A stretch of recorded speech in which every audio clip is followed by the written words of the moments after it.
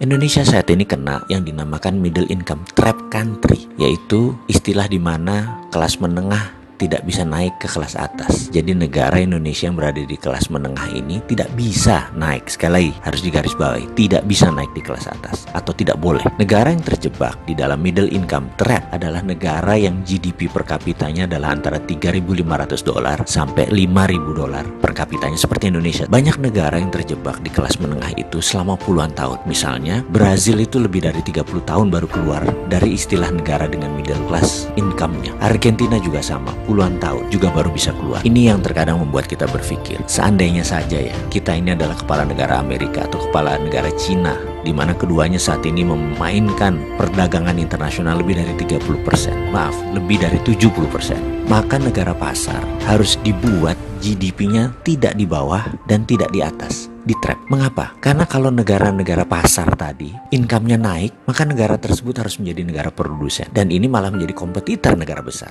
Nggak boleh. Jadi nggak boleh negara tersebut jadi produsen. Kalau negara tersebut miskin, misalnya GDP-nya di bawah 1.000 per kapita, mereka nggak mampu beli barang Cina dan beli barang Amerika. Dan kedua negara itu nggak mau membuat negara tersebut miskin. Makanya negara-negara market harus dijebak di tengah. Cara trapnya bagaimana? Dan mengapa harus di trap atau dijebak? Biasanya negara yang berpenduduk besar yang dijebak di tengah oleh negara kapitalis. Caranya dengan jangan jadikan mereka negara produsen dan manufaktur. Kedua, jangan jadikan mereka swasembada pangan. Terakhir, jangan mereka bisa mengendalikan energi. Ada sebuah perkataan dari Menteri Luar Negeri Amerika dulu namanya Henry Kissinger. You control the food, you control the people. You control energy, you control the country. Kalau mau mengendalikan rakyat, kendalikan pangan mereka. Kalau mau mengendalikan sebuah negara, kendalikan energi mereka, minyak bumi mereka. Kita kasih contoh sederhana negara Venezuela yang baru-baru ini. Negara ini menghasilkan minyak lebih besar dari Indonesia. Suatu saat Venezuela melawan dalam tanda petik Amerika dengan menjual minyak mentahnya ke Cina. Amerika marah dan Amerika membuat Venezuela menjadi failed state atau negara gagal dengan financial warfare yang dilakukan oleh economic hitman-nya, pasukannya CIA-nya Amerika. Dan kita semua tahu negara tersebut dalam setahun terjadi hyperinflation. Mata uang Venezuela nilainya jatuh 1.000.000% sampai harus menerbitkan